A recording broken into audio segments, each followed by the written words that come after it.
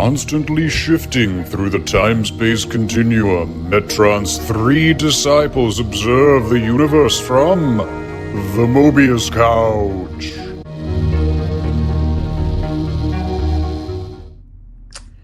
Dig through the ditches and burn through the witches and slam in the back of my Mobius Couch, a time-space interdimensional vehicle from which your three hosts survey the world of comic books and comic book movies. Ladies and gentlemen, today's lyrical intro is, of course, the timeless Dracula by Rob Zombie.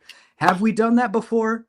Maybe, but we couldn't think of anything else. Not, we're back to it. We don't know. We're back to it. Ladies and gentlemen, your three hosts today are, of course, me. I'm Alessandro. Good to see everybody. And I'm being joined by a medical officer on the Enterprise, Patrick.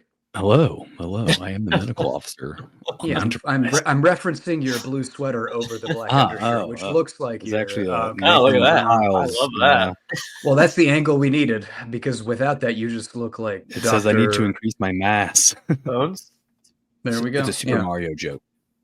There we go. But it's an alien saying. But without that, you just look like Bones. I see. Yeah. Understood. Skin and Isn't that Keith Urban? Isn't that Billy Butcher? Yeah. Well, right? God damn it, Patrick. You might be a doctor, but Joe is also joining us today. Hello. Hey, Al. Hey Joe. Hey, man. Hey, Patty.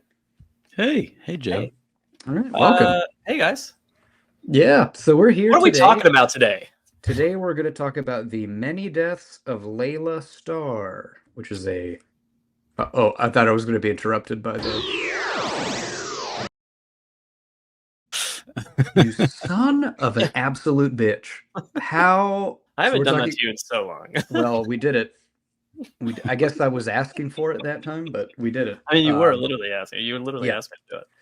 Okay, so we're doing the many deaths of Laila Starr, which is a indie comic published by Boom Studios, written by Ram V, illustrated by Filipe Andrade.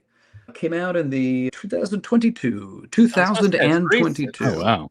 So post-COVID, because we all agree COVID was over by 2022. Maybe they worked on it during COVID. Maybe this is the birth of it. This is the COVID baby of creativity. Could be a COVID baby. Maybe. Could be a baby. So this is a 5-issue limited run comic. It's available in your libraries and your bookstores.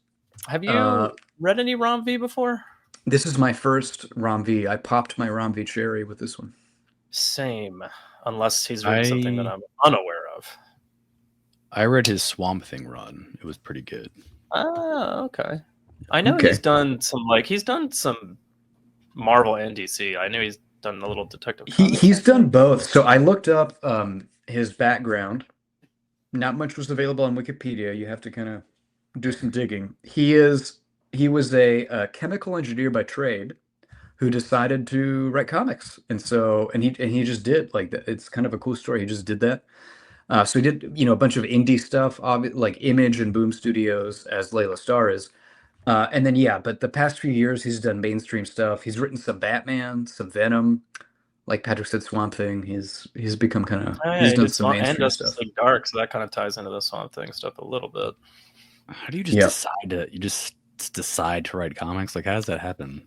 Some people who aren't us, Patrick, just decide to follow passions. I think you can just write your own thing, and then if it's good, the main I was about to say publishers will just be like, "Hey, come write Batman." He must have had good pitches. Or maybe he goes or has an agent, or maybe he goes to them and goes, "Here's a spec script on Batman. Like, this is another thing I've written," and they go, "This is good," and they hire. I mean, could be. Maybe he sucked the right dick or licked the right vagina. There's that too. You also need to get your foot in the door in those places. So, usually it's sexual favors in a locked hotel room is how you get your big break. We can edit that out because that's not how entertainment works. Also, I'm not trying to imply that Ram V specifically did that. I'm sure he just worked at it and got it done. He's a talented author. And, Patrick, you and I probably at some point in our lives might want to try not being crippled by self-doubt and self-sabotage. Yeah, maybe. Same. I'm right there with you guys. Works for other people. But that's not what we're here to talk about. We're not here to talk about Patrick and myself. We're here to talk about the many deaths of Laila Starr. I don't really have many production notes. I tried to look it up. It just seems like he and Andrade got together and wrote this book, and it got published, and that's kind of the long and short of it.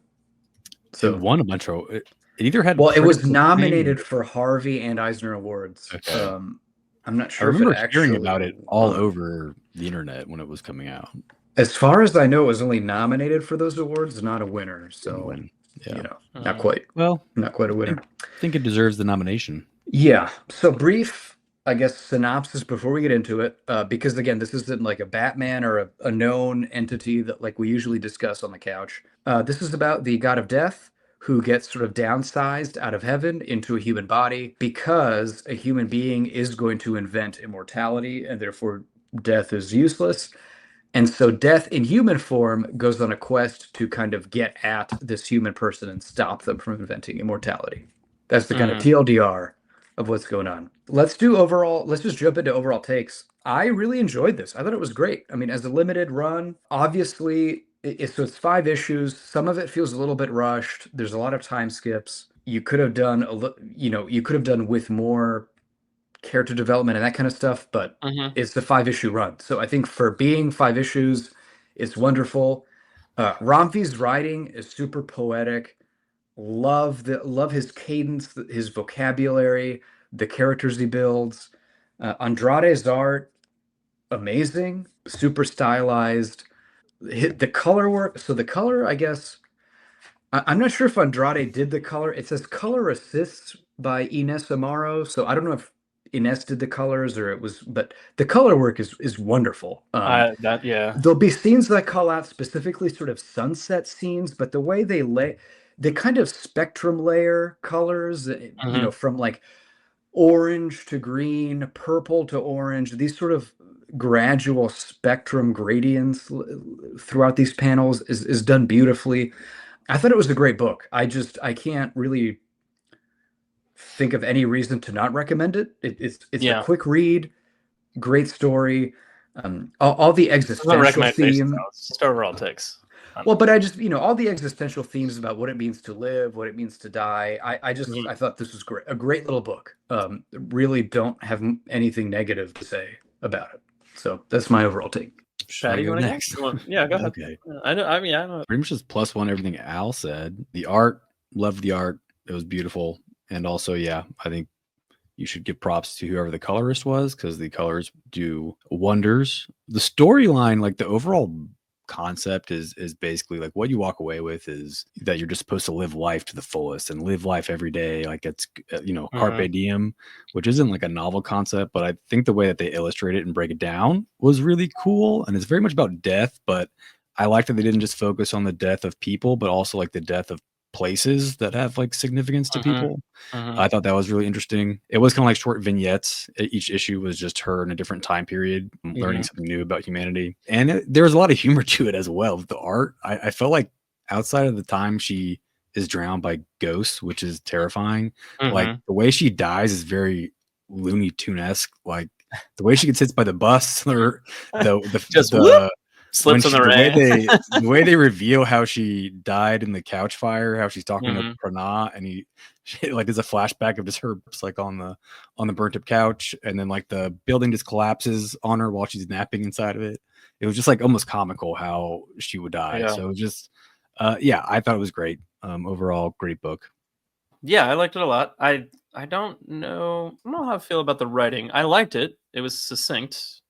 And I like most of the characters, I guess, but there wasn't anything that blew me away, I guess. I wasn't just like, oh, this is a brilliant idea. I've never seen this explored before. It was just like, this is good, kind of thing. Art-wise, I loved it. I mean, I'll mention the colors, but like that's by far one of the best parts about it. Although I wonder what color assist means. Like maybe he set the palette for each page or something and was kind of like did it quickly and then they filled it in with time spent to make it look good. Who knows, but really enjoyed that. I really like the fluidity of his character work is really interesting. Like the movements, even when they're sitting still, they have like a lot of like curved, like where their arms would be straight. It's kind of more of a curved line if they're pointing or something. And I don't know. It's just like a lot of things like that, like subtle movement in their limbs and stuff. And I liked. There's a lot of not a lot, but there's a decent amount of like I don't know stretching of imagery, like fisheye lensing, sort of in a way, in certain places. Oh yeah.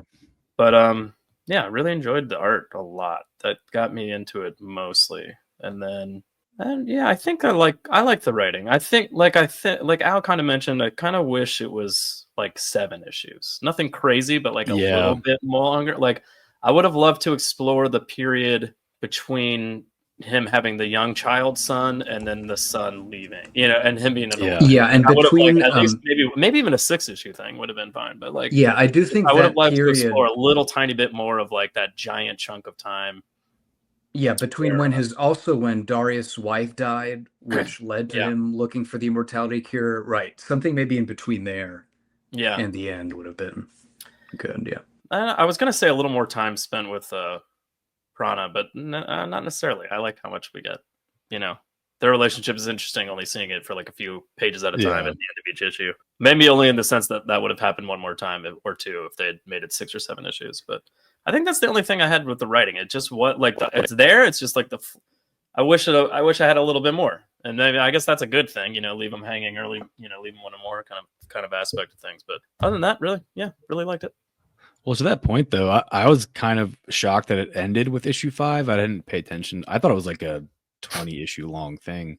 Gotcha. I thought we're going to get at least I thought the next issue was going to be her experiencing like loss. Like she learned something new every issue. So I thought her, because she kind of becomes really close with, is it Darius? Darius.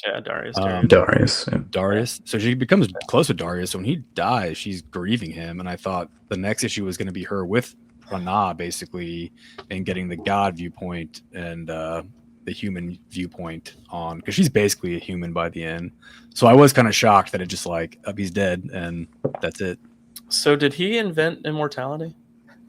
Well, let's wait till let's get to because let's save that for when we get there. All right, let's. So the book opens up with Death as a goddess, and she's in the corporate stale world that is where the gods live, which I think is really interesting because everything in the human world seems full of life and like vibrant, and not that it's not vibrantly colored, but you know what I mean. Like it's very stale and corporatized in the so basically they portray the god world sort of like Boss Baby does, how it's just hyper corporate. It is basically Boss Baby. Boss Baby has corporate, afterlife, and this is all. So Death is sort of like a lean in office high powered executive woman. A cool thing. So I want to call out Death. I did very cursory research into the Hindu pantheon. So if this is incorrect, first of all, nobody listens to this podcast, but you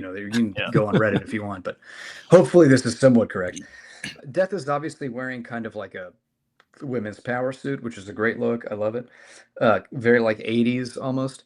The way Death is drawn is sort of a amalgam of Yama, the god of death in Hindu, but also a little bit of Shiva, kind of. But it's kind of like a dark blue, multi-armed look. Yeah. Now, also, God is interesting. So in Hinduism, the main god is Brahma, who is like a 3-faced god, because the 3 aspects of God are the creator, the preserver, and the destroyer. And so the Hindu Brahma god is really 3 gods. It's Brahma, Vishnu, and Shiva. Okay. So that's all kind of interesting. But the way God's drawn here, he has 3 faces. Yeah, that pretty trippy. Andrade draws him in this. So that was interesting. But yeah, I thought it was cool, and I love how the creepy way that the middle eye, like the face facing forward, is like also the left eye and the right eye of the side faces. It's really creepy touch. Like it's not quite like because it almost looks like, even though it's a still shot, it looks like somebody doing this, like moving their head back and forth rather than the still head. But right, as Joe mentioned, this is a corporation, and so Death is getting downsized. She's getting let go. She's getting downsized. She's being fired because the word has reached the higher ups at corporate godliness that there's a human being that's being born that's going to solve death. And they won't, and they're like, well, there's just not going to be a lot of death anymore, so we don't really need you. I just like the idea of that is just hilarious. First of all, just like someone's gonna find immortality on Earth, and therefore, like, there's some god somewhere that's like, you're out of a job, but sorry.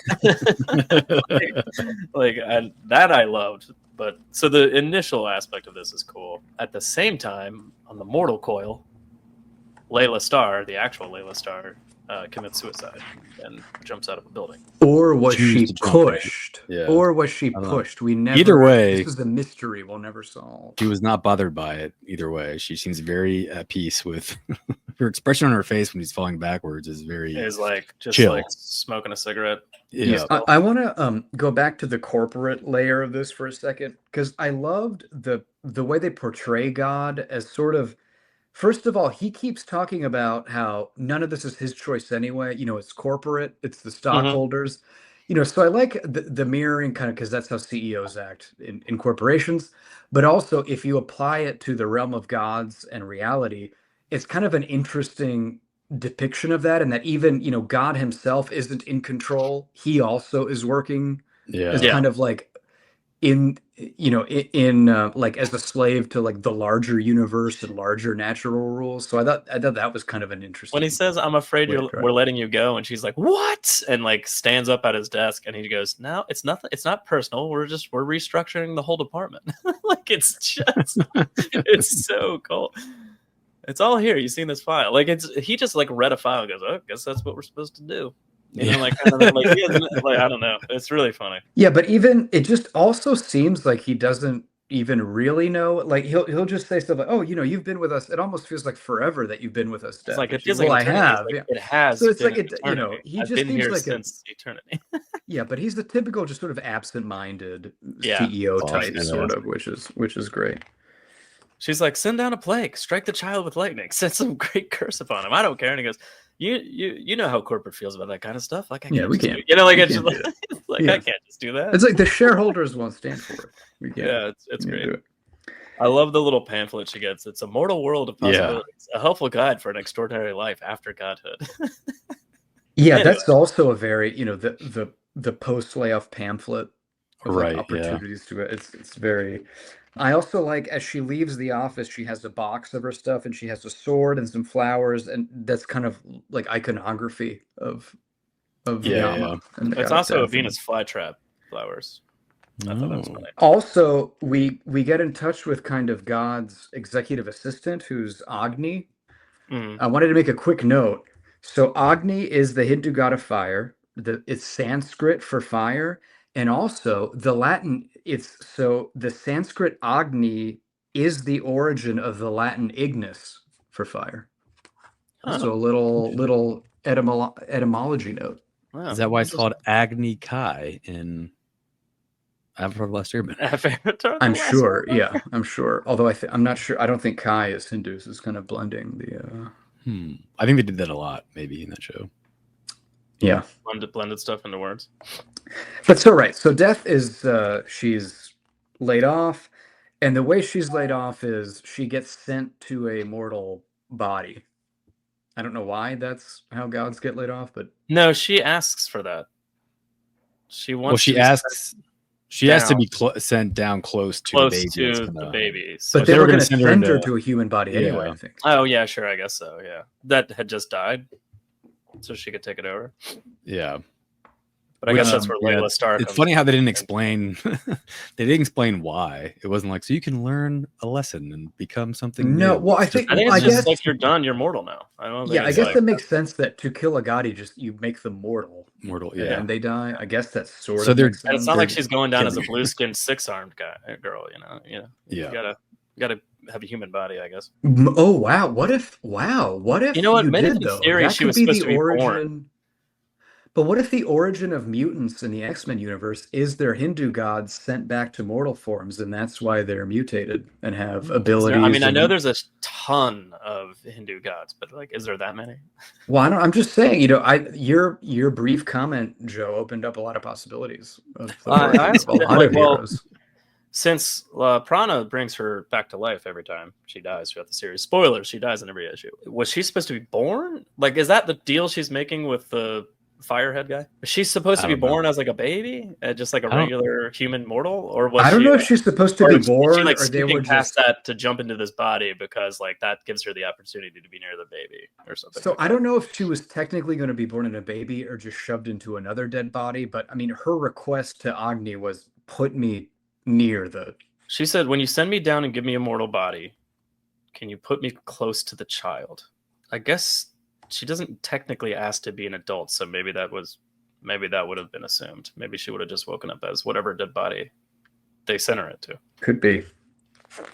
But so I wonder. Anyway, she does get sent back to the same hospital where Darius was born, and Darius is going to be the human who invents immortality and therefore makes her department redundant in heaven. But instead, she meets I don't know how to pronounce that ghost name. Unmumu? Munmun? Munmun? Is it Munmun? Munmun? I think it's Yeah, I guess Munmun. Munmun. There's no. I guess assuming that would be Moon would be Moon. My name is Moon. Yeah. First of all, I love Moon was just a charming. She was fantastic. Charming little ghost. I was a little bit bummed. So that's another like thing they do is Layla has like a little companion in each issue. Yeah, right. But they don't follow through the issues. Yeah, I liked Mun so much that I thought she was going to be like a permanent character, but yeah, you don't see her again. So yeah, she really just helps Layla get to the baby, right? And she helps her get away, but she helps her get away. Yeah, from. So Layla's plan is, I'm going to find this baby and I'm going to kill it so that it doesn't invent immortality.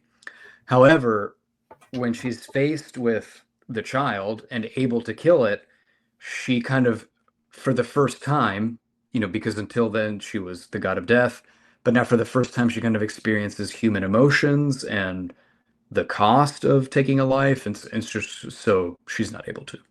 What I really liked the shift was when, because this is the real thing, if you name something, like you give it humanity. And so when, were you going to say that? When the ghost is, she's like, his name is Darius. And Death's like, why did you tell me that? Why did you? He's got a name. You can't kill someone with a name. Yeah, of course I can. How hard could it be? Just a tiny little. You could see her. She's wavering instantly. Like the second she knows the name, she's like, "Why did you tell me that? God damn!" And then she's like, "Fine." But I do also like, because God also makes the comment to Moon later that I've killed millions of babies and newborns. This is nothing to me. Why couldn't I do it now? And again, I think that's just to illustrate the sort of brain chemistry and biology of being a human and living on a human level and a personal level, and just you can't, like, a human being couldn't deal with the moral consequence of murdering millions of babies.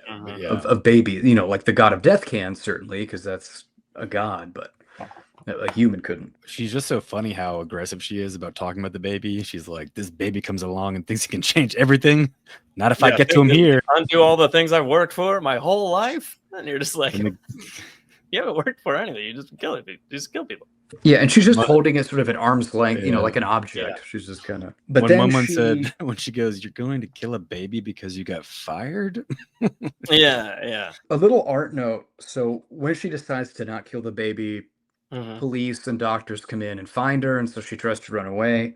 I just like the escape scene. These panels, you basically just see first person point of view. But I like how Andrade kind of draws the action. There's stuff being spilled, people being pushed out of the way, all in first person. It's a good way to kind of. There's little reflections of her in like the doors as her hands are pushing doors open, so you can see like reflections of her face in the door. Yeah, it's a good way to just sort of show the frenetic action. You can almost feel the shaky cam. Yeah, you can almost feel the in a series. Like the hecticness of like what's going. Like you're almost freaking out watching those panels go by.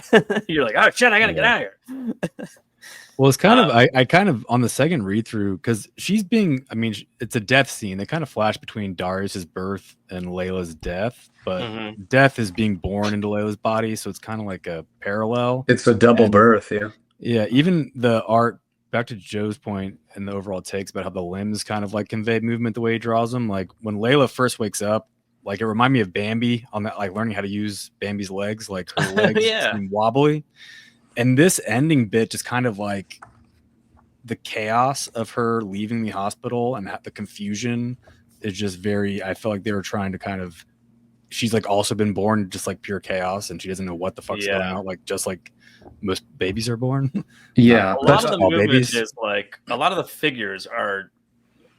I mean, there's a good shot of a purple security guard on like a orangey background, but like he's kind of just like a big rectangle with arms sticking out. You know, like it's his clothing technically, but like the way the forms curve and move in the scenes, I really enjoyed. Yeah, and Patrick, to your deer note, when in this panel here where Layla gets hit by the bus at the end, Also, it almost literally looks like a deer in the headlights getting. She's drawn very spindly and live and sort of deer-like in the headlights and getting hit. So it does, to your point about sort of a baby deer stumbling Mm-hmm. forward, it does look like that. Also, another point you made, Patrick, that I think is good to focus on. You mentioned the parallels between Layla dying / being born and the child being born. Hindu mythology encapsulates rebirth and reincarnation. So this idea that death isn't death, but also a birth, even though this is a weird case because it's a god being sent there, but still the parallel, this parallel of the child being born and this person dying, but also being born, I think is an interesting. Even though her life is an eternity, her being born again is not odd in this. Yeah, scenario. but I just think it was an interesting, not really contrast, but like parallel they set up of sort of like death isn't death anyway. Death is also a birth that's happening at the same time as this other birth. Art-wise, I really love the well panels before and after she gets hit by the car or the truck. You don't see her. It's just stairs and there's little clips of like water going down, and that's really awesome. Of like she's run down those stairs so fast. Oh yeah, it really shows it's wet. So like there's that too. But then the panel of like just the skid marks of where the truck was like swerving. So like the lines, it's just skid mark lines, but they're colored beautifully, I guess. Like I don't know what it is about. I'm just like I just love that overlapping line work of the shapes of the tires as it tried to skid out of the way. And there's like broken glass everywhere, essentially, on the ground too. So like that, and that kind of like offsets it. Really like that. Well, so sticking with the art side of it, I just love all the meetings with Prana are in this sort of, honestly, I can tell if it's sunrise or sunset. Yeah, it's very bright. It seems like sunrise. But either way, it's always this kind of liminal, transitional time space of. But I love the color work they do. It really feels like a magic hour. Yeah, it shifts from this dark purples and stuff. Yeah, they do a great job of it. Like this very bright, yellowy, orange, pinkish kind of like hues everywhere, and then, like she literally wakes up when he pulls the curtains back and the sun hits her face. When she's laying in bed. I really liked that. And I like the conceit they set up that Prana, who's I guess sort of the god of life, right? I should have Wikipedia this too. But I like that he feels this kinship with death, even though death is a human now. Life and death obviously are intertwined. Yeah, like but I like how he feels job either. This, she doesn't have a job, which I think is interesting. Yeah, and I like how he also feels this connection and. Well, he clearly works remote. He doesn't work at corporate. Yeah, he definitely has a full remote job. Yeah, he's not. Maybe they forgot he was there. They're still going to need people to be born, I guess. Really, what it comes down to it, even though death isn't around. But people will still continue to be born, so he still has a job. Yeah, I just think it's interesting that he's like never shown up there, like in the corporate world. Yeah, because they do cut back there periodically, but he's always just like on Earth enjoying life, kind of like, and it always seems like. Well, but that's appropriate because again, as the god of mortal life, what would he possibly have to do up there? Exactly. That's not where life is lived. That's not where anything happens. Right? Yeah. I love and I mean every issue ends with it, but like I said, I wish I had gotten like one more issue maybe, but like I do love the 8 years from the day Laila Starr died or something like that. And it was like twice in parentheses because she died as a human and then also as the god of death. But that's every issue. Every issue ends with her being brought back to life, and then he lets her know how long it's been, and then it like has that little tag at the end. And I really enjoy that. So we know that going into the next issue, Darius will be 8 years old because he was a baby born before. Issue 2, let's call out David Mack variant cover. There's our girl. Really I was gonna, and at the end of there's a bunch of variant cover art. And I really enjoy, like, we don't really talk about variant cover art a lot because we're usually focused on the artist of the series that we're reading, and we're just like, oh, that was a cool cover. Anyway, moving on. Oh, I do love David Mack though, so that's good. But there's a bunch of really good there are. cover art at the back of. They're all great. I almost pulled them up, but I was like, well, half the people listen to this, and like a few of the people watch it on YouTube. So us going through artwork and talking about it at the end of the show would be kind of pointless, I guess, unless you're watching on YouTube. But yeah, really enjoyed all the variant covers at the back. There's a lot of really good ones. I loved there's one by Nimit Malavia, which is kind of like a rainbow. Yeah, that one's good. like There's a one rainbow where her spectrum body's and, on the ground and like the chalk outline has her other limbs from being a god, and I thought that was pretty cool. That's a great one. That's a good one, and the one right next to it I really liked as well. The shadows. Yeah, the shadows of the limbs. I really liked the subtle indication of like what her character is. Yeah. Oh, I do like the actual cover of 2. I think is cool. How they placed the crow's eye over her own eye. I think is a cool look. The crow's, I think, my favorite sidekick.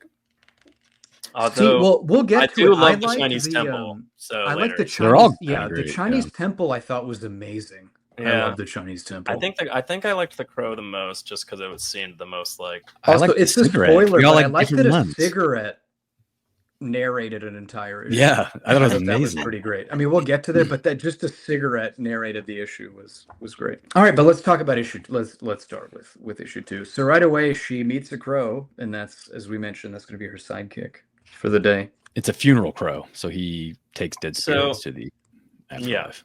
Not just a random bird. I like how she. Again, in a 5-issue story, I guess you don't necessarily need a reiteration of what the plot is, but she kind of fills the crow in on the backstory of like what she was doing. And the crow's like, "You're gonna kill a baby? What?" Yeah, I just love that. That's the second little sidekick that they're all just kind of like, "Wow, real? That's dark." Like I carry souls to the afterlife, and that's fucked up. Yeah, and another cool thing I like about this issue is it starts. So the comic takes place in Mumbai, and aside from the comments about kind of existential questions of what it means to live and die and stuff, the comic also kind of does a lot of representation of sort of Indian caste and class system and life in India today. Like later we see what life is like for immigrants through the Chinese temple issue and things like that. And this one focuses on sort of the contrast between wealthy families, in India and around Mumbai, and the servant class that kind of toil for them with the gardener character. So I just think I like I just like that dimension to it, that they're bringing kind of social commentary along with. I think that's one of the main reasons I didn't find these. Let's be honest, like this concept, like we said, isn't super original per se, but I think that's an interesting spin that they've taken with it, and then also those drill downs into like regular life is what makes each issue so interesting. I think like versus like going like, oh, this is just an empty story about death learning a lesson or whatever, but like they do it in such an interesting way. Rambi does, I guess, that I really enjoyed it. But yeah, that's definitely part of what makes this book so good. The thematic thing is Darius is learning about. He had this gardener named Badar. I think it was Badar. Yeah, well, I don't know how to pronounce it, but it was about. So they spend a summer together, and the guys. No, sorry, Bardan. Bardan, I think. Bardan. That's right, Bardan. Or Barden. Again, I don't know how to pronounce it, but it's. I said Bardan in my head going forward, so it's probably Barden, but I'm going to stick with Bardan. But he's a person from Darius's childhood that he grew a bond with, and he's kind of the first person that Darius knows that dies, and so Darius is kind of like learning what death means, and then Laila is kind of on her own lesson, learning about like how the impermanence of life is what gives it meaning, because she didn't understand the rituals of why they were, burning his body, and how the crow had to kind of explain to her like it's a finite time period, and what you do when you're here is what matters, and like that's how you can be immortal. So it's just kind of interesting how they're both kind of going on these journeys with their each relationship to death, which she is death, so it's just kind of she's been doing this job for an eternity, but has had no idea of the impact and consequences it has on humans. And they mention it subtly, but I think like obviously her being in a human body is changing her, and I don't think it's specifically like Laila Starr specifically. I think it's just being a human in general, perhaps. But like because they don't go too much into detail about it. But yeah, like, I think it's more just generally being discuss human, about it, just like being like by the 4th issue, she's like, oh man, I've been a human for so long that I'm starting to like actually feel human, and this isn't, I'm not as dispassionate as I once was, but I do like on Al's note about the caste system, and like Bardon was not an old man. Like he worked a hard life and then died young. Yeah. Like he wasn't like, I guess the best medical treatment probably towards the end or whatever was going on. Yeah, well, so a couple points. One thing to go back to the idea of as a human, death has meaning, but as a god, not. I like related to that. I like the kind of aesthetic conceit that heaven is a corporation, because if your job is to be death, it's just numbers, right? You're just clicking stuff on a keyboard. It's an Excel sheet. That's your job. So I like how it fits in kind of in that sense thematically, because then as a human, it's not just numbers. You are relating to people on an interpersonal human level, which brings a whole other dimension to this than just names you're scratching off a list, just one after the other is. Yeah. As the god of death. An art note, I love how Andrade draws Bardon, because again, Darius is a child. Like this is sort of a memory. He's 8 years old. This is a formative memory. He's a child. And the way they said he'd been summers, so like he could have been 5 when he first met, like, but the way Bardon is drawn is this sort of huge, he's this gardener, he's like all limbs, he's not sort of a humanly proportioned person.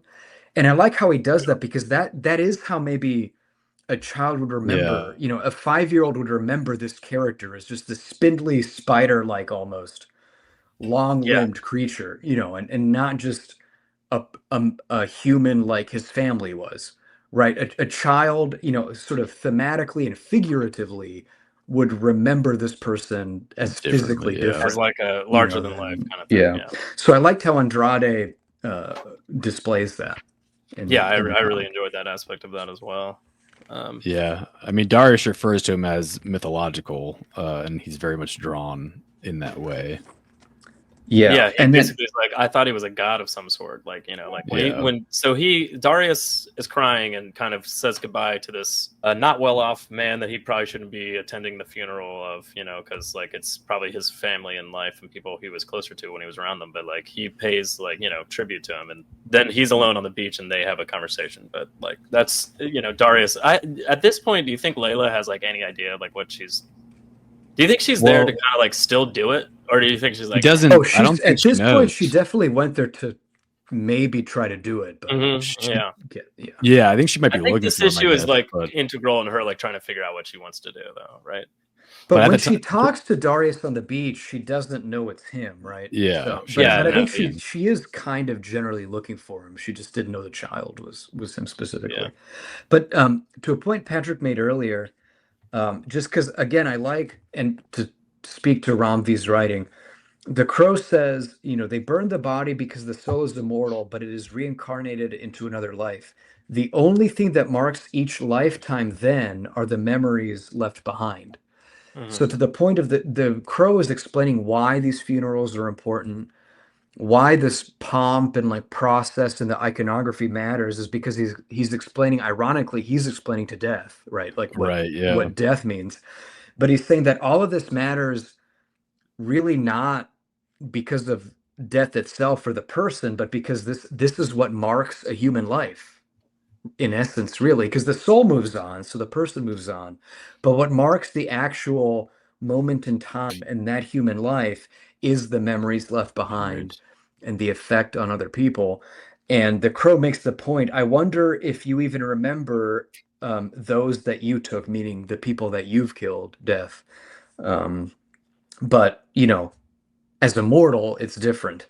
And this comes back at the end of the issue, because the lives death has taken end up getting revenge on Laila Starr and death by drowning her. They have that fisheye lens on that Darius panel when he says, "I thought he was a god of some sort." It gets like really zoomed in on his blowing eye. up. Yeah, gods can't die, can they? And she goes, "I've just learned today that those are different things, dying and going away forever, kind of thing." And I was like, "That's interesting." There's a lot of like this issue is really good. I really like this one. Yeah. And Layla's comment goes right back to what the crow was saying, right? Because dying and going away forever are different. You know, you can die, but you won't go away, right? If those memories of you are there. I mean, it goes back to what the crow was saying. Another art note, it's almost an anime thing. But I love this panel of Darius's fisheye. It's almost sort of like a Satoshi Kon Perfect Blue sort of anime fisheye lens look. I thought it was really cool. It's very intense. It also is giving "Do you want to go Taco Bell" video vibes. I don't know if you guys know what I'm talking about. Yeah, a little bit. Yeah, you're right. Taco Bell. Yeah, and then she goes into like gets really into the ritual, and they're all, what are they putting into the water? Like a lotus flower, or those lotus? Yeah, like just flowers. I don't know if there's lotus, but flowers. Yeah, flowers on little lily pads. Yeah, so basically all the people who've ever died and have gone through that. I like that it says it intends on reminding her upon reminding her of her own mortality, or perhaps it was only a riptide. Who is to say? Yeah. And then the crow like comes down and grabs her, and she's like, "Oh, you saved me." And he's like, "I'm not saving you. I'm the funeral crow. I just carry dead bodies. I carry the souls of the dead." She's like, "Oh shit." But I also like the imagery they set up. So earlier when the crow's talking to Layla, the crow says, he mentions that the ashes are poured into the sea. And the crow says, they say the water holds the memory of all things committed to it. So I just like that imagery of just the ocean basically remembering all the lives poured into it. I think that's a cool image, of just like the Arabian Sea holding all, again, art-wise, like all that knowledge. The hands and pulling in the dead souls. Yeah, and the ghosts do end up pulling her in. Spectacular. Yeah. I also really liked how the crow is ginormous, or she's just really small, maybe, or is he ginormous? I don't know. The crow's enormous when she picks her out of the water. Yeah. I thought she was small as well, but I'm like, I guess it could be that he's just a big. Could be either way, really. Crow. Well, it doesn't. I mean, but it's like, not real because at that point he's carrying her soul, so it's not. Yeah. For some reason, I'm like, the crow wouldn't change, the soul changes, and then I was like, that's what I thought too. It's just as likely the other way. Yeah. And then I like how she just wakes up with like, crap, and then she's back with the God of Life. Yeah.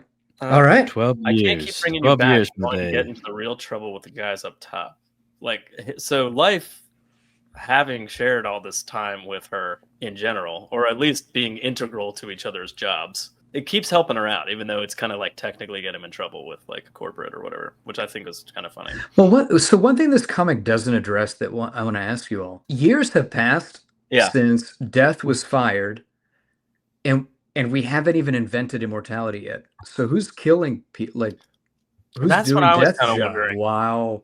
I think it's again just kind of an example that she's the CEO of Death, pretty much. So removing her, the other cogs are still running in place. Like there's probably an interim. Oh, CEO. I see the point. Yeah, that's a good point. Yeah, like the crow still has a job of carrying out.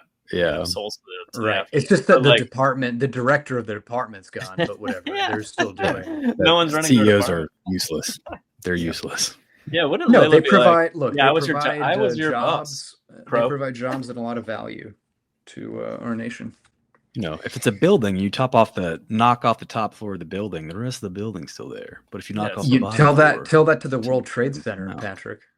Yeah, does jet fuel melt? Good point. Steel? I don't think so. It's an inside job. #, it was an inside job. Good point. Good point. Never mind. That was a dumb example. Yeah. Worst example I could have possibly chosen, really. Yeah, I don't know why you brought up that apropos of nothing, Patrick was like, if you flew a jet into a building, I was like, why bring up that example, Patrick? You said you'd never forget. Yeah. Okay, issue 3, Up in Smoke. This is the aforementioned issue that is narrated by a cigarette. This is hands down my favorite issue. I loved this issue so much. Art-wise, it's my favorite issue. I think writing-wise, it's not. I think that's why, this one's like I really like the next one. I don't know. There's two. The middle ones. The next are one's great. also good. Yeah. Well, You know it what? took I me. think the weakest issue is just #1, and it's really just because it's setting up the whole story, and they don't have a lot of time to Story, yeah. explore anything. Yeah, the rest really get. So this issue was funny because it took me about 4 or 5 pages to realize, oh, the It was the narrator is cigarette the talking. cigarette. Yeah. I Yeah. was like, which character is it? Who's doing what? Oh no, it's just the cigarette talking. The I lighting didn't notice it inside till the it was party. talking Yeah. But about I like Darius, that. and it was the I different like that the panels. Yeah. cigarette, because this whole comic is, about life and existence and death, and what has a Yeah. shorter life than a fucking cigarette that you just Yeah. hmm suck And on what for a minute causes and a death? half and then it's gone or whatever. Or I'm, I don't smoke. I don't know how long it takes to smoke a cigarette. It could take 12 years for all I know, but I think it's a pretty short life. all the smoke and all the coloring of the entire party, and like how It's and the awesome. fluidity of the movement of the people dancing and stuff in the background is like fantastic. Specifically, there's like a panel. There's a few panels, but like there's a few panels when they're out on the balcony talking, and then like the glass doors aren't quite shut, and there's like a square, and you can see into the party, and like the people in the background are just going like waving around like a wind badal machine at a fucking car salesman place. You know what I mean? Doing Yeah, the sweet yeah. Vinny They moves. do look like they do. And I'm Like just Sweet Tea. I love, but it's such a like a weird and interesting juxtaposition between like the stillness of the balcony and like the flatness of the colors, and then like inside it's this crazy lighting Yeah. and just like the bodies are undulating back and forth, and I really just loved those specific panels. There's more than one, but like there's one in particular where they're talking, and I'm just like, I fucking love this. I love that. Like, but Yeah, the art's great. the art in but this issue is like, I think the peak of the book probably. I want to point out, I mentioned I like Ramvi's writing too. I mean, there's this the scene where Darius and Danica sort of hook up on the couch, and it's the cigarette saying, until Danica sen arrived like a breeze and set him all ablaze. I love his writing. I love that kind of a cigarette talking about wind and fire, the breeze and a blaze. Like I Yeah. just love the wordplay that Ram's putting in to all these scenes. Also, Even the way her words are floating out of her mouth, like I'm breaking up with Right. the words are floating out. Yeah, and also the Pillow Factory sort of like the Pillow Factory motto is we don't just make pillows, we make dreams. But the way that idea of sleep and dreams is played throughout the issue is really well done. I kind of saw. Yeah. So what happens in the last issue, Darius dealt with losing Bardon, who was the gardener, and in this issue, he's dealing with losing Zafar, who's his best friend. Yeah, and the Zafar found an abandoned pillow factory that they would hang out in, I guess, probably most of like their high school years, it seemed like.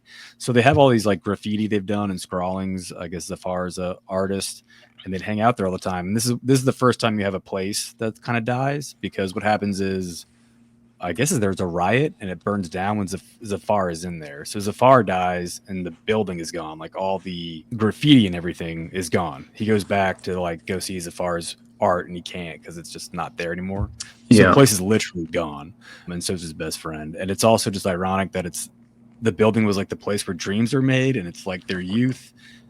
When Laila gets into like how once you lose someone, it kind of it dictates like the possibilities of what's left in your life. I don't know, that the imagery of the pillow factory and like the actual place being gone, it's like you no longer have that place even to go back to. It's still gonna be different. That even comes back, I think, in issue 5 when he's an old man. Yeah, even and more he's talking so. About when they're discussing like, oh, I looked for you for years after that argument we had, and blah blah blah, and like he's like, I even went back to my old house, and like it's all overgrown, and like the place where he had met, where he had lost Barda, kind of thing. Right. That home that was connected to that death. Really, really interesting. I love that. Yeah, so I want to call out again to Patrick already mentioned this, but just to Ram V's writing, it's what happens when things die, they go away, but you don't realize all the parts of you that they were holding up until after. Yeah. And in the days that follow, the possibilities of what could have been begin to fall away, leaving you with less each time, more precious to be savored. So I like that idea as you experience loss and loved one dies, you lose part of yourself. which is tragic, but the other part of it is what's left of you becomes more precious. Yeah. Almost, and you should savor that more. So I love the framing. And they didn't like make this parallel directly, but there's something about having that cigarette representing someone's life, and how like I feel like it's very appropriate for a 20-something person. As I approach like 40 years old, like my cigarette, like how many puffs do I have left on this cigarette? I don't know. Just the total imagery of like your life is a lit cigarette, and you keep puffing away on it, and you've got less and less puffs the older you get. That wasn't like a parallel they were making directly. It was just something I identified with that metaphor of the cigarette. Yeah, well, it goes back to, I mean, they literally say, they use the simile of like a cigarette, but it's that idea of that, you just take from it and take from it and take from it. Right, yeah. But, that last puff isn't less meaningful or less important. If anything, it's just you savor it even more. Like that's the nicest part of the cigarette. That you just, I feel like you just summarized what I just rambled about very succinctly. That's what we do for each other. How many times have I rambled? There's a really interesting, like in the graffiti, Zafar sitting there, and there's a "You will never get over your first heartbreak" quote, and then underneath is Ram V signed it.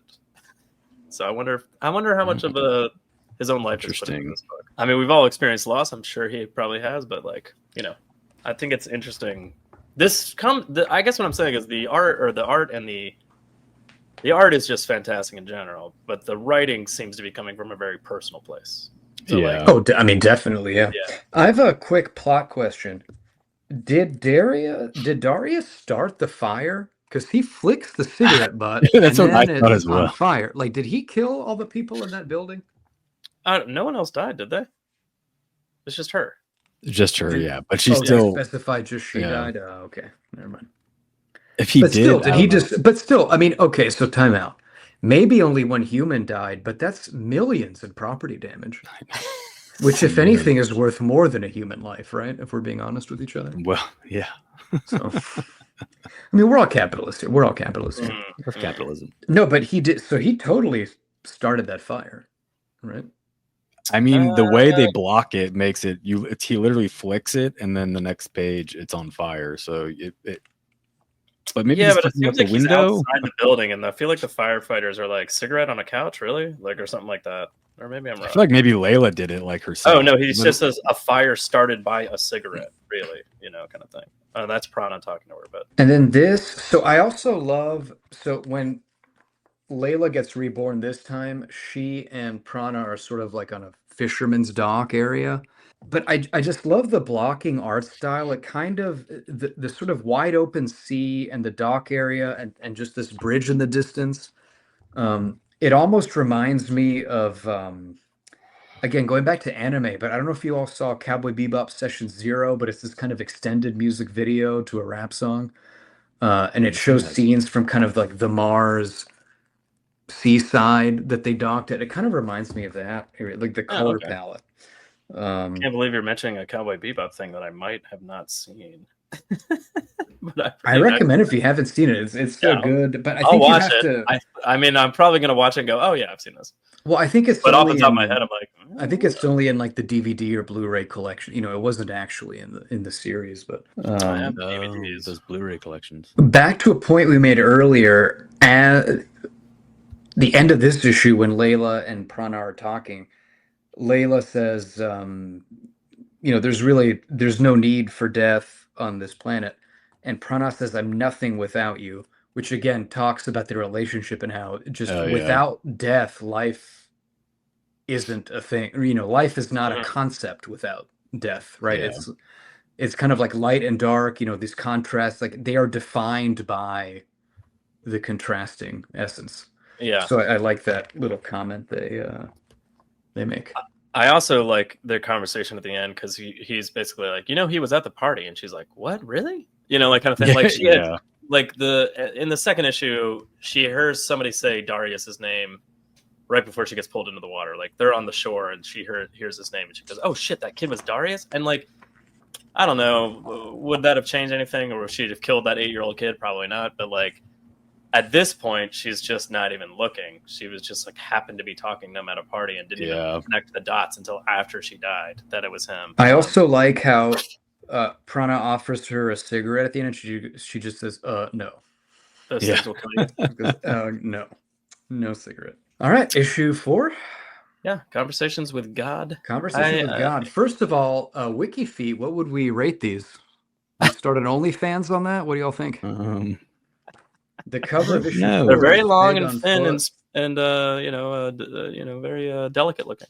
Yeah. They're connected at the heel. So this was my favorite issue because I loved the Chinese temple. Yeah, it was I love great. The Chinese temple. Yeah. Again, readers, hopefully you've read this. Otherwise, what are we doing here? But the Chinese temple is personified as the person that Layla talks to. Yeah, same as the cigarette. But I like it being a place of like worship in a temple. It kind of, I don't know, makes it a little more interesting in the sense of like it has a connection to the community and it like wants to still have that connection, and that connection is being pulled away from him via death. And he only has like one Chinese like immigrant that still goes and sees his temple kind of thing. Yeah, and so this is like, set hey, up can you check on that old man for me? And then by the end of the issue, of course, he's not around anymore. Yeah. Right, because this is kind of a district in Mumbai that I guess in the past was sort of a Chinatown because they brought in immigrant laborers from China, but they've since kind of moved on. But I just like that idea that this temple really only exists as long as people believe in it and frequent it, and without that it's nothing. And I just kind of like that construct because it's it's a big comment on sort of religion generally, right? This idea that this temple, this local deity, whatever, if no one believes in it, it's just not a thing anymore. It doesn't believe outside of the community that sustains it. I mean, it doesn't exist outside of the community that sustains it. It is very much kind of just, for me, like going back home to like the hometown, and even if things aren't different, just like the fact that none of your friends still live there, like it's just a different energy completely. Even your parents' old house is just like not the same as when you and your siblings are all living there. Right. Has a effect on a place. Yeah, but I think the other cool thing about this too is the story of Wei and the immigrants in the temple also sort of traces the kind of general immigrant story where successive generations, the original immigrant culture is sort of lost, and dilutes into the native space that they're in. And so it kind of captures that aspect of it too, that just generations in, they're nobody speaks Mandarin anymore. He says, my Mandarin isn't very good anymore, but my Hindi and Marathi are great. So again, it's just the temple and the culture that built the temple is just fading. It's getting absorbed into the larger culture. And this is her confrontation with Darius. So Darius is about 36, I think. And she finds out where he lives. He hasn't invented immortality yet. He's an old 36. Like, look at that. I think that's on purpose. Reading. I think that's like him being beaten. I think he's been on a bender for like 2 weeks. Yeah, I don't know. You should still, I know the three of us talk about this constantly, but you should start your day with an ice bath, 5-mile run, hit the gym, make eye contact with your partner in targeted meditation, for at least 10 minutes.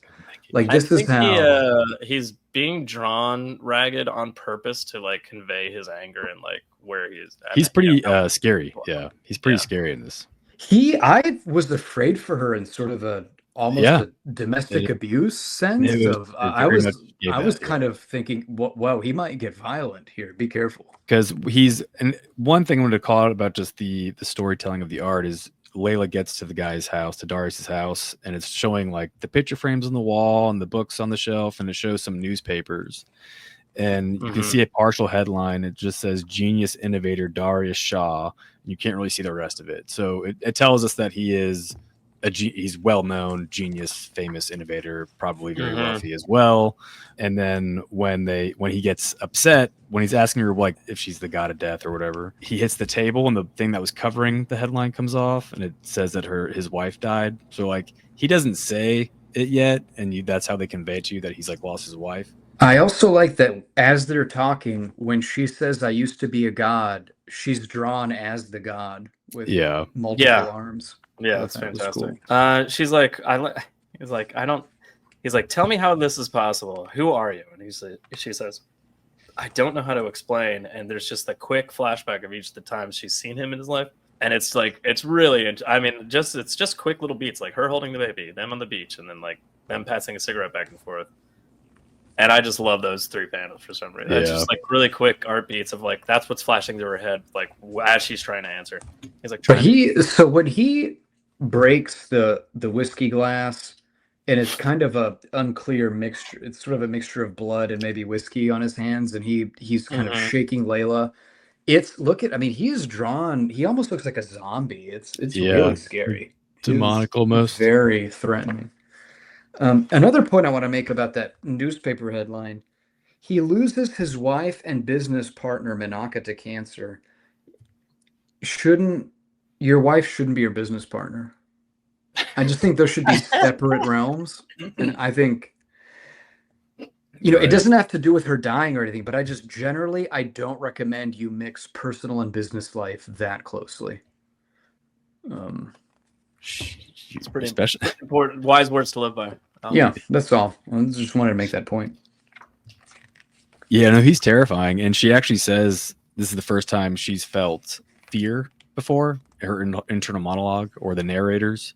So this is the first time that Death has ever actually felt fear. This is someone who's been dragged to the bottom of the ocean by a million. Right. So, and also on that note, like he blames her for all the deaths throughout his life, but she's been fired since he was born. So it's like, it's interesting that like we were talking about how like the machinations of like what was going on still continue to go on, even though she doesn't have a job anymore, quote unquote. But like the way he's like, why did you take this person from me? Why did you take this person from me? And she's like, I don't have an answer for that. But like, it's also like, and she doesn't really say it wasn't me. Like I wasn't there anymore. I haven't ever since I've seen you. Not that would help that explanation, but like, it's interesting that she doesn't choose that defense tactic when discussing, like when she's talking to him about it.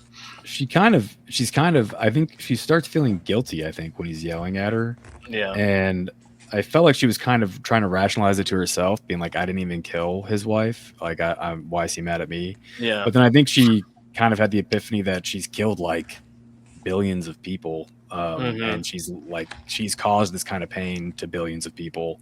And I think she's just having that epiphany that what she's been doing for her entire existence has been having these consequences that she's been totally oblivious to. Because then it also says it's the first time that she experienced guilt is after she leaves the house. Is the time so this between her lives and deaths? I don't know. Is it longer because it takes her longer to deal with what she just dealt with? No, I think it's longer because Prana has to bribe people upstairs. Yeah, it's getting harder. I think it's just more difficult for Prana to get her back. Is it also how long has she been alive really? Because I got the impression before she meets him when he's at age 20 that she'd maybe been alive for like a little while or so. Some of them, the early issues, it just seems like basically, oh, wake up, I'm going to do it. But these later issues, it seems like maybe it's a little vague in terms of like how fast little time passes. Him. It seems like this time she went pretty quick. It's the cigarette issue where it seems like she's adrift for however long before. I guess maybe they make a comment about her like really taking in the carnal pleasures of mortality or whatever with sex drugs. Back to an earlier point. Obviously, it's terrible when your wife dies and that has a personal effect on you. But because she was his business partner, not only is half of the business gone, the half that's left is dealing with the emotional trauma and is non-functional. So really, the effect on the business is huge. It's huge. And that's why you've got to separate. If you take out the people on top, it doesn't really matter. Well, I just think you've got to separate. That's not true. Cut off the top of the building. That's not true. If you took out Elon Musk, his companies would cease to function because that man is clearly at the helm of Tesla and SpaceX. Yeah, clearly. He's very invested and active in those efforts. Be clear, by takeout, we mean natural deaths. Got to be careful these days. Yeah, this has been recorded. I just wanted to make that point. Don't mix business and personal life. I also, I mean, like, and I know you guys don't have kids, but I do. So him neglecting his son because he's, going through stages of grief, I understand. But like, as we see in the next issue, clearly they never like fully recovered from the death of his wife and mother of the son. But like, that bothers me so much because, like, I mean, like, as you were just saying, like, aside from the business aspect, when you lose somebody like that, like, yeah, there's a space and time for grief, but like, eventually you need to. There's other people that are dependent upon you, of course. Like, you need to get your shit together. Yeah, and obviously the effect on a small child is awful, but principally, like, the effect on a business could be irreparable. Like, his company may never. It's not clear whether it ever recovered from losing. I don't think it did. The major business partner, just like that Chinese temple. Yeah, so you got to be careful about that. All right, so Layla, afraid and guilty, flees Darius' house and goes back to the temple. And I almost cried at this when she asked if she can stay there from the rain, and that's fine. And the temple says, you can stay here if you'd like, and in the morning when you are awake, would you leave my doors open?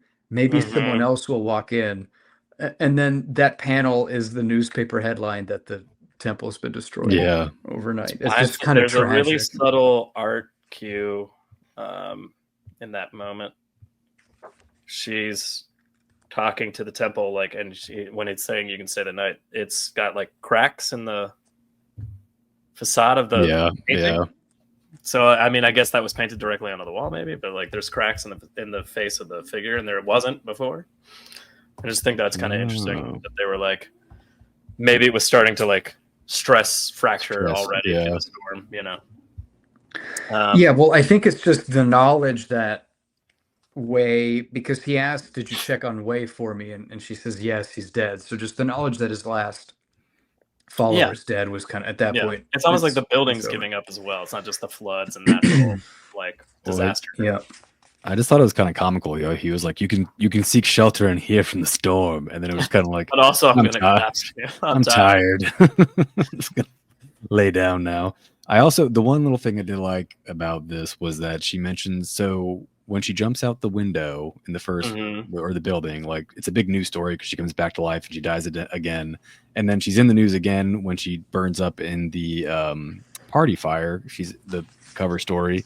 And this time says she's not even mentioned in the story about the temple collapsing. And Pranad just kind of makes a comment being like, do you know how many people were killed in that storm? Like, you were just one of many. Like one girl. And it's just interesting how certain people's deaths, given the circumstances or who they are very important.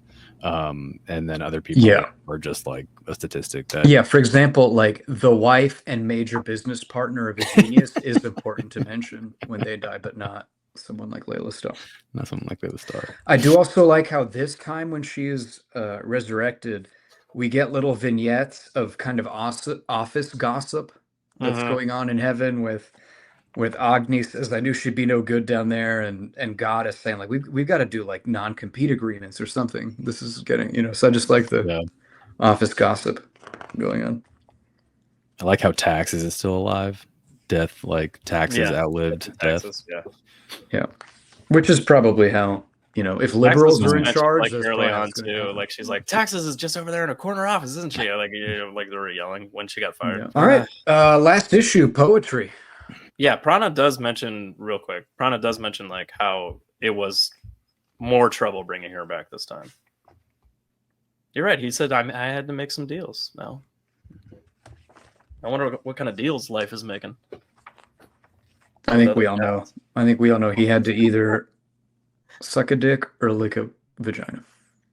Yeah. So, the impetus at the end of this is also that like, immortality has not been invented yet, so she's like, even though it's taken a long time for him to bring her back to life, and it's been 28 years or whatever, he's like, well, your boy hasn't done it yet, and he's getting close to the end, kind of thing. So he's like, maybe you should just go see him or whatever.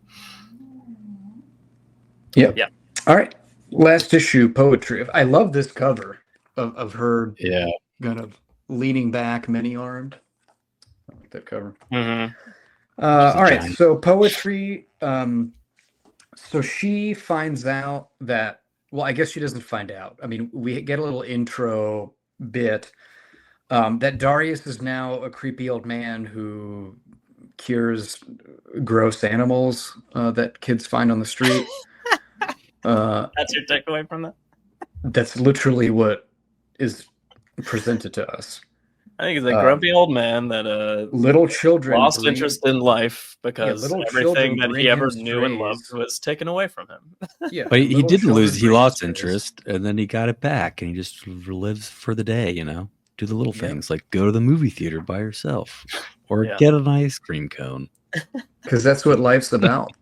Just Yeah. the little Watch pleasures. the sunset. First of all, look at our superstar Layla. Look I at know, her at she the airport. Look at is that very pose. cool. Cocking that I hip know her out, hair is sunglasses on. inexplicably long and wouldn't ever make logical sense, but I love it. Yeah, Yeah. It's another element of like movement and interesting shapes that the artist can just throw in anytime he wants to add any kind of dynamism to like any panel, and I love it. But I just like that on her fifth life, our girl is thriving.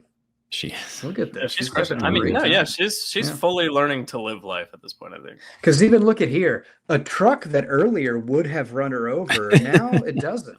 She just Well, it's stopped it in dry. its She stepped out in the tracks. street very far away from the truck. Yeah. It still screeched and slid sideways, but So just want to say, love that for our girl. I did like, so she's on her way to see Darius, and she kind of is talking to herself, and she doesn't really know why at this point. Like, it goes into how she doesn't really think about her old life or her job or the corporate people. And she's like, I don't even know I'm going to see this guy. I got shit to do. Well, I also like how she no longer cared much to have her job back. She didn't even think of the gods for the most part. And having already died 6 times, she feared herself even less. But I love that phrasing of fearing herself, because she was death, so that she's fearing herself. I kind of liked that. Yeah, that phrasing. So as we mentioned, Darius is healing wounded strays that little puppies. girls bring in. Yeah. And Layla gets there, and Darius recognizes her from last time. And so he It'd be gives weird her if a he whole... didn't. That'd be great. He's like, who are you? Who are you again? He's like, it's about time you showed up. Well, what if he only recognized her from her WikiFeet OnlyFans account from issue 4? Yeah. From the cover of issue 4. Creepy. That's what... Yeah, he's like, just come inside, because he doesn't know her yet. And then she takes her shoes off, and he's like, there she is. There she is. That's the Laila Starr I remember. I like the, not repentance, but like admittal of wrongdoing from his part, when he's just like, I was unkind to you last time we met, and she's like, it's okay. But yeah, the I look for you, and the vignette of like him staring out his window and then going to all the places where he'd seen her before is like, interesting and sad. And all I can think of is, where's your son? Being neglected right now? Well, yeah. Yes, they're not on speaking terms. They are, yeah. Well, that was when he was young, though, I'm saying. Like, after. Well, so how do you feel about... Well, so we find out that basically he did discover, or he says he discovered immortality, but then decided that the meaning of life is in being mortal. And so he talks about how, the reason you enjoy going to a movie and eating cotton candy and all those little pleasures is that they're little pleasures, and your life is a little life. And it will end, and without that, everything's meaningless. How do you feel? Do you all agree with that? Do you disagree? You think heaven is real and we're headed there? What do you all? How did you take that message? No, I don't think heaven's real. Do I think heaven's real? I think overall that is a deep question. The best way to live life, but I think it's very hard for the average human to live in the moment like that. It's I try very hard to do that every day of my life. Live in the moment? Yeah. It's what gets me through. Yeah, I try to do more of that, but I tend to, I'm sort of hopefully by the time nature. I'm Darius's age, I can say I fully have figured it out too. Well, Darius is he's an old 32 years old at this point. He's just aged awfully. He's aged terribly. I want to call out, so Layla has a book of poems that she's carrying with her. Mm-hmm. Yeah. One that I really liked is Shores. I whispered to the sea what lies beyond the edge. In gentle waves, she said to me, love and mistakes and heartbreak and victories. I thought I had put all that behind me. I like that one. I thought that was a good little poem. It What was do you good. think about the panels of him like actually inventing immortality with the swirling colors and like the smoke that goes into a box and it I turns thought out it it's looked just a cool. shoebox of mementos? I mean, I like it that looked. it was the color I palette like- Morlock yeah. that turns 2-dimensional when that's the power. What is her name? What her hair looks like. If you knew her name, that'd be shocking. Yeah, I don't remember her name. That's hilarious though. I didn't mind them not going into like the science of what it is or how he invented it, because that was kind of besides the point. It just was that he does invent it. Yeah, and hadn't used it, which is why. Well, Which is does he interesting. invent it? Yes. It had to be, right? Otherwise, what was the point of the gods firing her at the beginning? I think that's the point. They don't know what's going on either. Yeah, Oh. I think And that they're was like- kind of the point. And Well, they're because let's just confused, talk like, about they're it. I like, mean, this guy's gonna solve death, and they're like freaking out about it essentially, and fire her over nothing because he doesn't solve anything. He just realizes what life's all about. Yeah, That I mean, I Morlock's think name that's. is Tommy. Yeah, I would have never guessed that. Her Oh, name's was that the Morlock's Tommy. name? Tommy? Yeah. That's her. I hate having to show the. That You is can't see her. it. You Yeah, can't see that's it. immortality. That's immortality.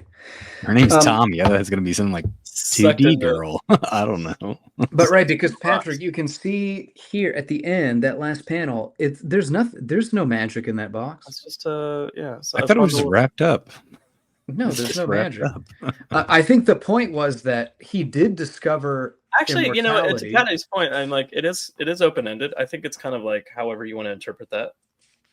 Like, did he? Well, actually sure. do it? So let me. I do agree. It leaves it up to interpret it. Yeah. But I do think it specifically shows you that there's no real magic there. So you have to think about, did he actually find it? Did he not? To Joe's point, sorry. Right. Maybe heaven doesn't know shit. Maybe Yeah. heaven has no idea. Yeah. Maybe heaven just learned, oh, in 20 years, an old man is going to realize what the meaning of life is, and they misinterpret that as, oh, they As, like, discover He immortality. discovers immortality. Yeah, I think it also just means to God's Or he defeats clueless. death in the sense that, like, he doesn't fear it like everybody else, kind of thing. Right. And they may have just misinterpreted that as, oh, he literally stopped death. I Yeah. think it's more that kind of setup. That's but I hilarious. do think 'cause it's that means I don't question authority whatsoever. It's like they said this happens. I was like, it's clearly in that little package. It was in the memo. Really, in that little package. Yeah. Well, Next it was is in the pamphlet, memo. the instruction booklet of how to use immortality. Exactly. Yeah. And I mean, God had that report back in issue 1. God had that report, so clearly It misled me with the glowing in the flashbacks when we talk about. Well, yeah, I think that's obviously. Again, that's where the artist and the writer are probably going. But if like, he let's didn't- give them an answer that if they read it this way, it makes sense, and if they read it this way, it makes sense. But if he didn't invent it, then why would he even have this epiphany? Like, wasn't the whole reason why he had this epiphany because before he wanted to tell the world about it, he like. I think wanted a that's day I and think did that's the like things? false narrative. Like I think it's or unreliable narration. I think he's like describing like what happened, or he's basically describing the night that he figured out. He wasn't. that- Wait, it wasn't. It's not like it's not a suicide thing, is it? Was he about to? No, commit I don't think suicide? so. Yeah. And then before he did, he was like, "Let me enjoy little things." Wow, I didn't look at it that way, but very possibly because it does, being issue 5 and the callback to the bus where it almost killed her or whatever, the giant truck that almost killed her. Calling Well, back to also issue 1 the- where Layla commits Oh. suicide. Like maybe it is very much that kind of scenario. I yeah. had not thought of that But perspective. going back to the immortality thing at the end too, the very last page is, perhaps it is enough to remember at story's end the miracle that it was simply to have lived. So again, I think it is just supposed to be open-ended.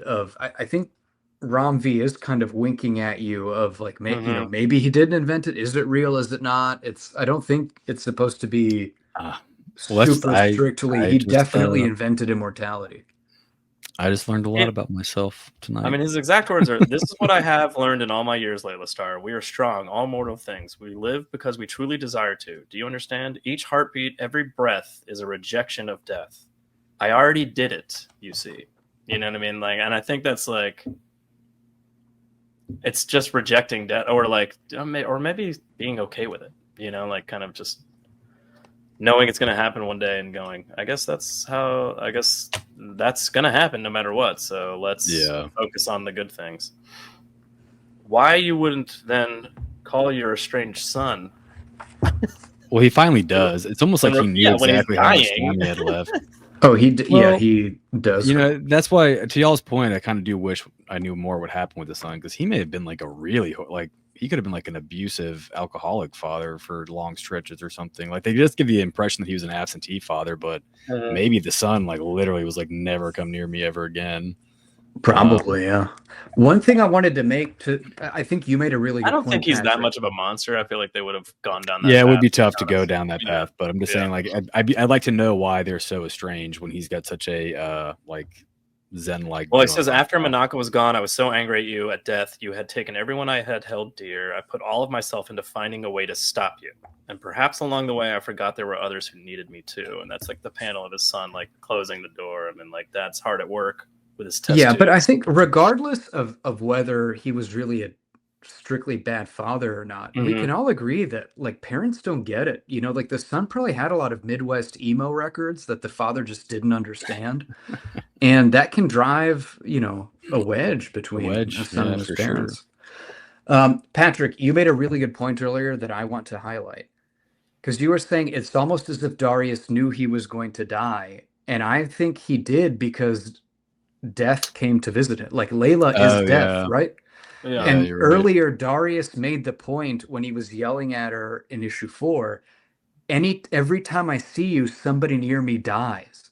So, or has just, But the comic sets up that irony of, even though she's no longer the god of death, she's still always around death. Like a harbinger of it. Yeah. And so I think that when the old man sees her in issue 5, I think, to Patrick, your point, he actually just realized, oh, I'm going to die soon. Do you think Prana's just fucking with her the whole time, and he's paying attention to Darius Shaw's entire life, and he's just like, all right, he lost somebody, I'll bring her back now.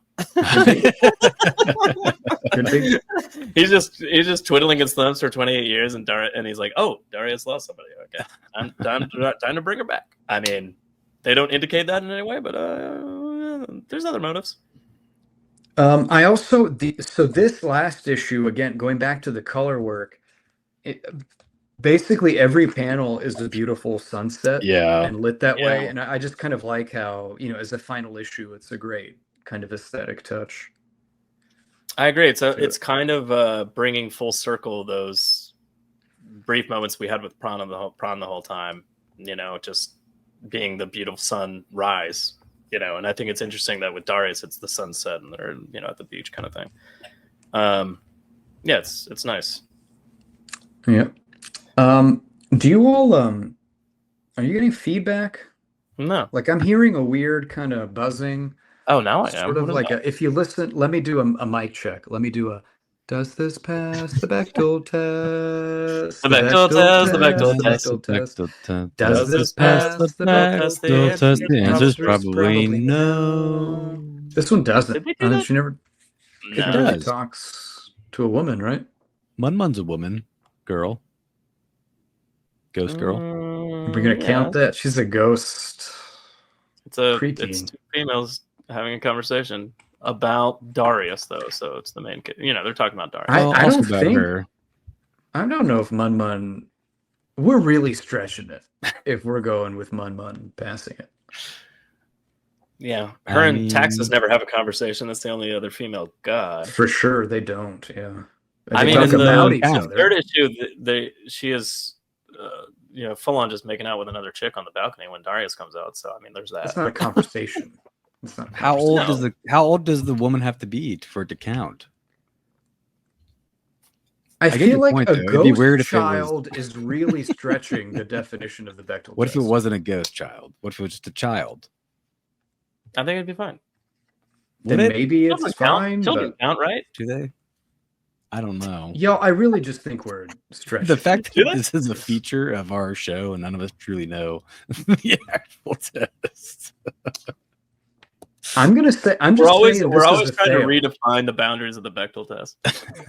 Well, because we keep reading comics that just don't pass it, so we keep making. Yeah, that's true. This We're like, doesn't. well, surely this. Yeah. Let's be honest, guys. This does not pass the Bechdel test. No, Let's just I be don't think. honest. I think. It I mean, doesn't. maybe The on a ghost girl does technicality. possess a nurse at the end. They don't she have a possesses conversation. She human-adult just nurse. knocks somebody out with a He plate. has a So it long only counts conversation if with the they're ghost in- girl. I'm just saying, it only counts- mostly it's so it about would the count- baby she has to go kill. who is Okay, the other main listen, everybody. The main character is female. We can certainly highlight that, but I don't think this passes the Bechdel test. This does not pass the test. It doesn't mean that it's not about a woman. Yeah, Makamori test is. I think it's a fantastic example of the growth of a female character and story arc. Yes. Yeah, I would say it passes the Makamori test for sure. Yeah.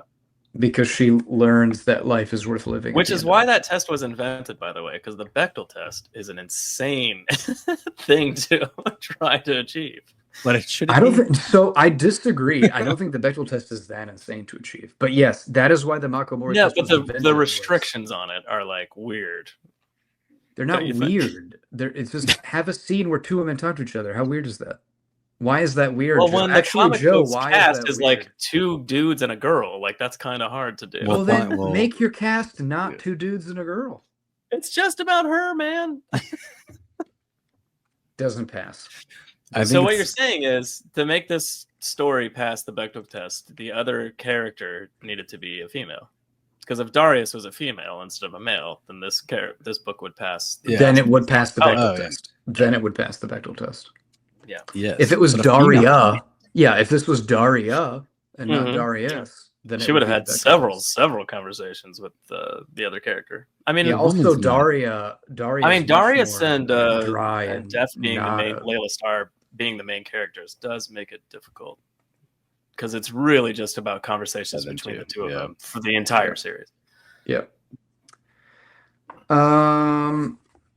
Yeah, I mean, again, we can't really do a Snyder Zoo scale, but on a 4, 5, 0 to 5 stars on her feet, what do you rate that? Like a 4?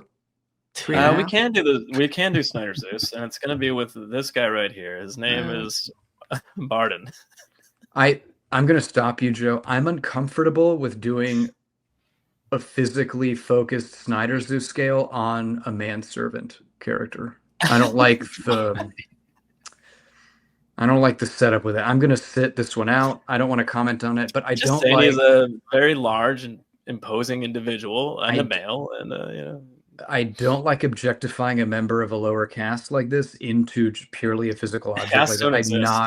exist. I'm uncomfortable with that. I don't think we should do it. He's a 3, I would say. Thanks, man. I like a 2, 3.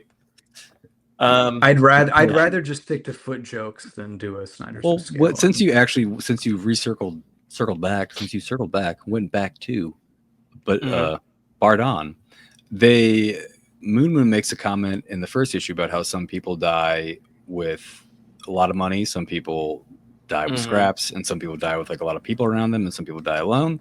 And it's implied that Darius has made a lot of money, or at one point he was worth a lot of money. So he was rich, and he dies, and he's kind of basically alone. He has his son who's not talked to in a long time come to see him.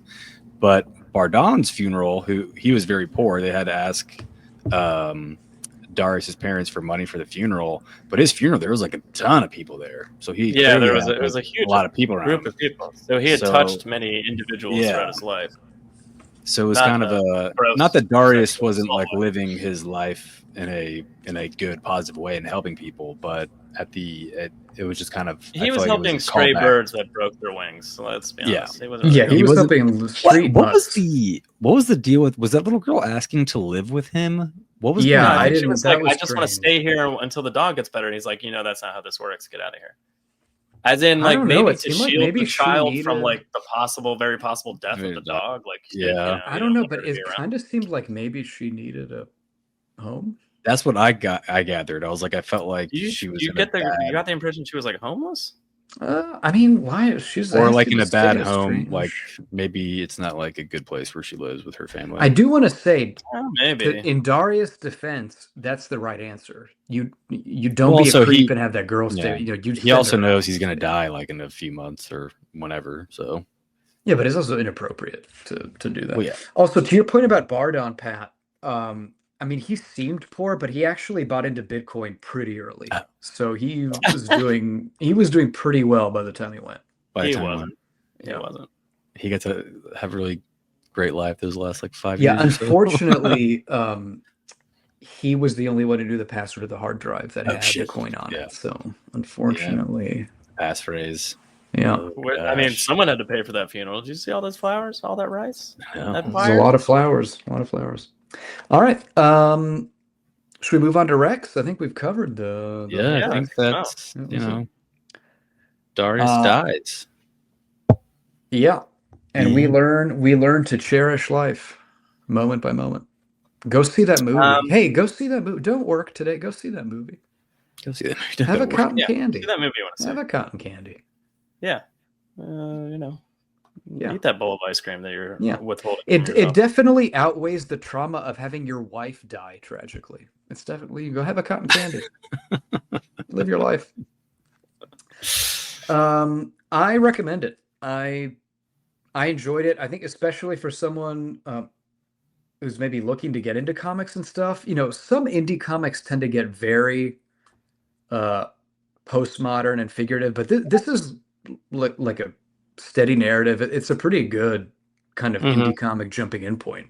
You know, I think you don't have to have any context into anything Yeah, to get for into sure. it. So I think Just jump in. I enjoyed it. It's a quick read. It's a good read. We mentioned Ramvi's writing. I mean, it's like poetry. Loved it. Love the art. Great book. Great little book. I recommend it. Yeah. I agree. I think the only thing I would say, but I've already said it, is just like I wish there was just a tiny bit more of exploration in the later in that middle chunk of years, maybe. Like it could have used maybe a 6th issue, but not to its detriment. I think it did a great job of getting the point across, and like maybe it's better that it's more succinct. I don't know. But yeah, I really loved it. Really loved the art. Can't say enough about the colors. Not sure how much where the color assist person comes in, or where their job begins and the artist's job ends. I don't really know what that relationship was. That'd be kind of interesting if there was like a behind the scenes kind of art breakdown at the end of the book. I would have liked that. But again, all the variant covers were really cool. Really good writing, really good story, and it's a quick read. So like why not read it? As an indie book, it's like it's a quick read. It's good art. It's good story.